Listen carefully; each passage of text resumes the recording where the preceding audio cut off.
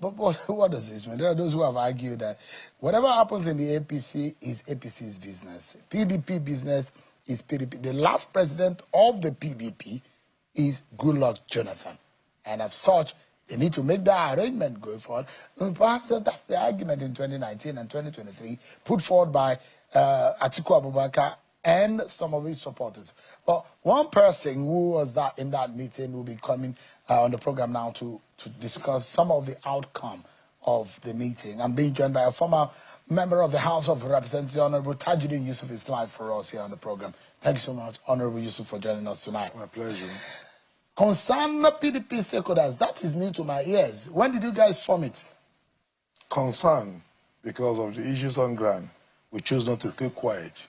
I came together, about 14 state chairmen, 3 zonal chairmen, national working committee members, senators, rep members, former members, and former national working committee members of the party across the country, realizing that if we do not do something, the party might end up in where Safara APC ended in 2023. They won all the elections, but lost in court because they didn't do the right thing at the party engagement. One can sufficiently say that this is the weaker arm of the PDP, is it? No, yes and no. Yes, because Wike is there. It's natural that because there are polarization and there are different cleavages in the party. But some people are there who do not agree with Nelson Wike that they must support Tinubu in the next election. However, I agree that the right thing should be done. The party for today has Senator Sam Anyanwu. Why? I was there about a few weeks ago. Why do we need Supreme Court? Is called Supreme. That it means that apart from God, when the Supreme Court of a nation take a decision, there's nothing you can do again. You went from High Court, Appeal Court to Supreme Court. You now choose to misrepresent the judgment of Supreme Court. However, you approach INEC to submit Anambra PDP governorship candidate nomination. And INEC told you that, hey, we wear a party to the suit that Supreme Court gave judgment on. We cannot pretend we are not aware of that judgment. So go back. We went back and made Secretary Anyanwu to sign that nomination. Initially, we used someone else as acting secretary. INEC did not acknowledge it. Is that not a clear direction, indication, confirmation, what have you? So I don't know. Like I said a few weeks ago, Anyawu's tenure expires in November. The governors and National Committee proposed convention for August. So why are we in this quagmire? Interesting. And of course, that statement that you're making reference to is very popular within the Nigerian legal community, reference to Justice Chukwudifo Oputa.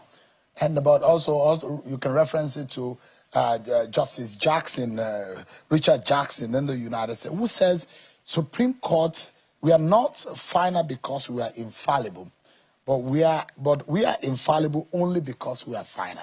Now, the Supreme Court had made a decision, but the problem of the parties still persists because on one hand, the Supreme Court has said the party's decision is final.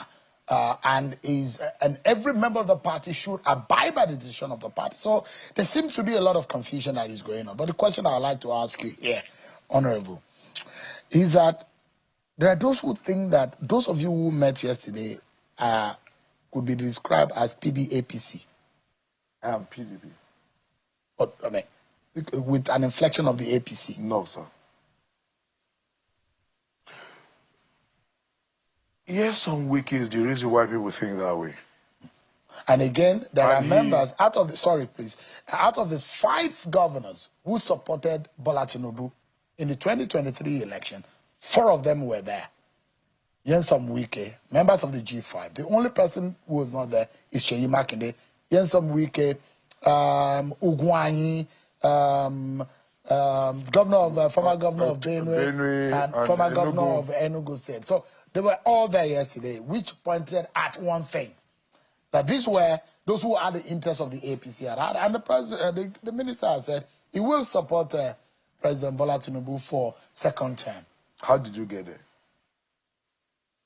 If you had zoned the presidency of PDP, we zoned 2019, we zoned in 2015, we zoned in 2011, we zoned in 2007, we zoned 2003, we zoned in 1999.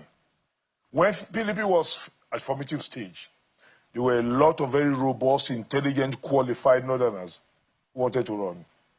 Some stepped into the ring, but those who had the structure of the party insisted that in the interest of Nigeria, because of where we're coming from, let the power go to the south. So the interest of the party was jeopardized. What happens to the supremacy of the party? Supremacy of the party is about the party doing the right thing. When the party deviated from its principles and values, what supremacy? It's supremacy of impunity. If I was there a few weeks ago, if in 2014, people walked out of our convention in Eagle Square because they were convinced that power should go to the north, that Jonathan was eating into the northern term. And 2019, we lost in 2015. 2019, PDP realized the fallacy and the error and zoned to the north. Okay, let me ask you a question. If we don't zone now like we did in 2023, another candidate emerged in 2027. 2031, APC zone to the north. Where will we zone to? But how do you then define? So you are sort of validating and explaining the reasons behind a lot of you who did not support Atiku Abubakar as a candidate of the PDP. You are justifying at the primaries, I didn't support him. General election, I did. But there are those who were at that meeting who did not support him. Now, and they put their premise on the simple thing that party supremacy is based on you adhering to the party policy, principles, and the constitution. Was it not? And the party usually, normally, as a matter of convention, zone presidency to north or south, zone national chairman to north or south, prelude to the presidential zoning. Party executive positions were zoned, and the chairman was zoned to the north, implying that presidential candidate will be zoned to what? South. But when it got to zoning of the presidency, people insisted that it must be left open. But honorable, you're an honorable man, not because you were being called honorable because you served in the National Assembly, but because I know you that you are honorable. How honorable is it, and morally is it also, for you to be working against a party and organization that you belong? Is it not honorable for you to step outside of the party if you do not agree with it? Those who work against the party, are they honorable? I will walk out of the party if I don't feel convinced about what happened in the party. But if I discover that I'm not comfortable and I don't want to leave the party, I will work for whoever emerged. However, equity. You are not supposed to be speaking equity. You must come to equity with clean hands. Did those who said some people worked against them, worked for the party, all true? Nasarawa, Adamawa, and even me seated here, did those who on the other side worked for us in our election? The fact that the G5 had the godly temerity to step out that if you don't do this, we won't do this, does not mean that they are the one that worked against the party. Is it honorable for you for them to have worked in the party and worked against the structure or the party? If they pretend to be working for the party and work against the party, it's dishonorable. But if they told you from day one, it's honorable. So they were right. They told you that they will not work for you if you don't do this. And they work against the party. So why won't you? Okay, hello. What is the big deal if you had the presidential ticket in the north and they now zero their demand to national chairman, zone to the south? Is it that too big to win an election? So you blame this on Atiku Abubakar and the rest who did not concede there's nothing like the rest. Exit of Iyosha. I blame it on Atiku Abubakar, not on the rest. There's no rest. He was the candidate. The onus fall on him to do everything to make the party win.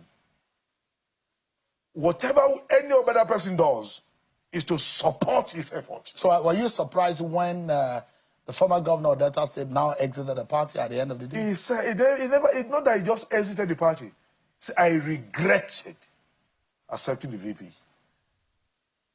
It's volume. Atiku Abubakar was the vice president of Nigeria 1999 to 2003. By our understanding, will naturally emerge as presidential candidate of the party. He fell out of Obasanjo. He didn't get the ticket. And found solace in the ACN. 2019, when he came back after walking out of PDP in 2014, when there was even a narrative or behind the scene conclusion that after Jonathan he could emerge, but he couldn't wait. He went to APC, lost the primary in APC, stayed with APC for general election. APC won. 2019 he came. We donated out of magnanimity. We accepted him back, and he became presidential candidate of the party.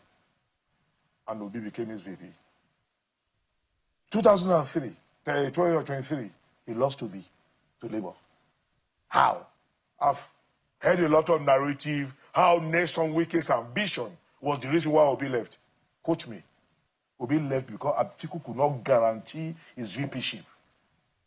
Atiku openly told Obi that I will pick one of the serving governors as VP. When we form government, we'll see what we can do. Because he was so convinced of that promise from the so-called power that be in the villa. So Obi left. We're at the point of purchasing for presidential election in PDP, primaries in PDP. That's what he told Obi. Obi left. So he could not sustain the relationship with Obasanjo.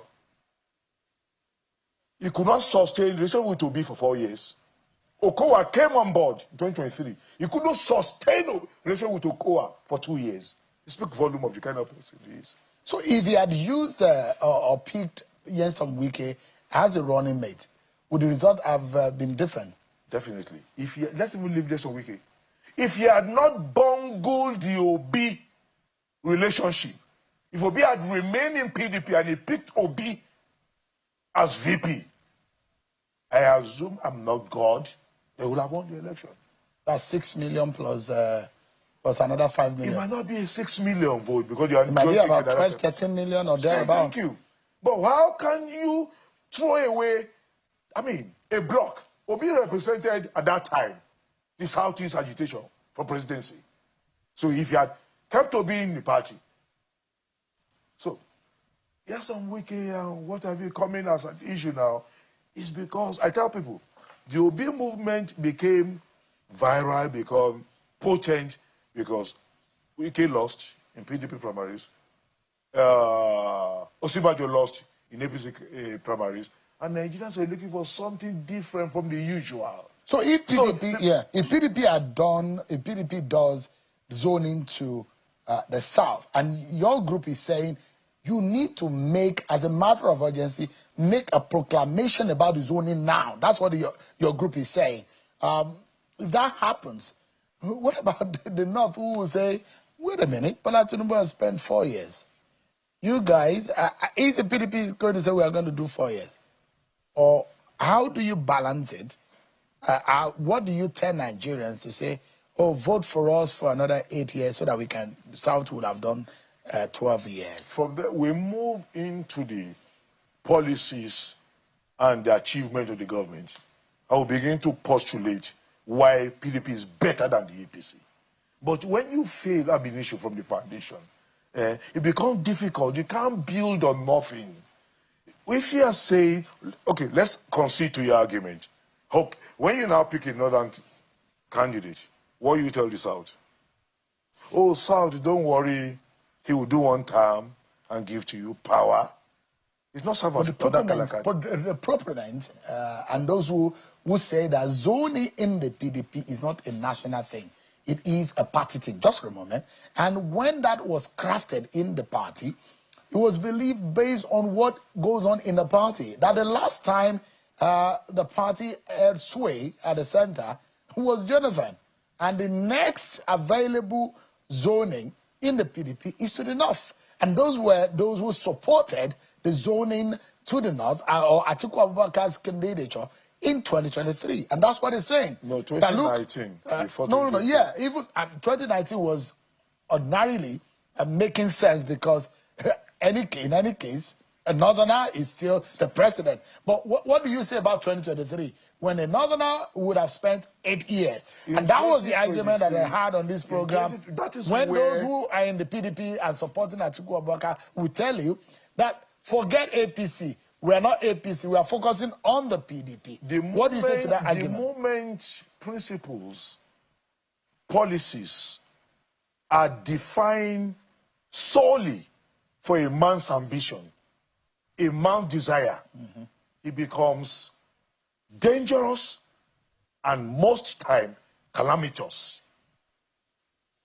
If Atiku could walk out of PDP in 2014, based on the fact that the power should move to North, went to APC, he didn't get the ticket. But based on conviction the power should go to the North, he remained and supported President Buhari to emerge. How come he still feels that in 2023 he should remain in the North? Do you think he will still remain in PDP because he was working with a coalition? He's out of PDP. He's not in PDP. Oh, really? He's in coalition. Oh, Atiku has left the PDP. He has left. Forget what they are saying. He's in a coalition with a lot of people. But however, we'll wait and see what the coalition takes. We will remain. We will remain because we have a conviction that people were in ACN, APP. In 1999, APP and PDP were reasonable at looking like a par. But before 2003, PDP was already robust and seriously had an edge. By 2007, 2009, PDP had almost 30 states, about 29.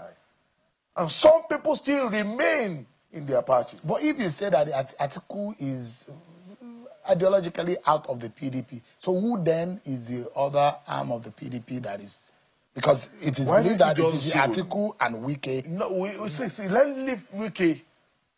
Because there are those who believe that the factors. Let me clear this. Controlling there are the party. Lots of people who naturally will not be with Wike if the Atiku issue is not on the burning field. There are a lot of people who naturally will be purely PDP. But ideologically, they are forced to be with Wike. Because they are forced to be with people because become a rallying point to challenge that dysfunctionality that Atiku represents. But if Atiku is out of the scheme now, like who is there now that is zone to the south? No, I'm saying that who is the factor outside of Atiku? Is there another person that is holding sway outside of Atiku? Since Atiku seems that Wike became a factor as a governor. Are they not governors today? So, it is the Bauchi governor. Is it the Bauchi governor? Are they not governors today in a party? What makes you think that? Just let's do the right thing first. Obi, before the last election, how many of us believe that he could pull 6 million votes? But how many of us believe? Is PDP able to use Peter Obi? If today PDP is zone to the south, I have a conviction Obi will be more comfortable to remain in PDP, to come to PDP. But if it's not zoned, and the dynamics and the dialectics of primary is allowed to play, he might not, just like he moved when it was not zoned, and it was not guaranteed of a VPship. So what we are saying, do the right thing first. Let me tell you something. No politician on his own has the capacity to win an election. It's a donation of goodwill. I've won election 3 times. I lost my last election. Not because I was popular, I'm this good, but people donated their goodwill, the collective goodwill, make you win election.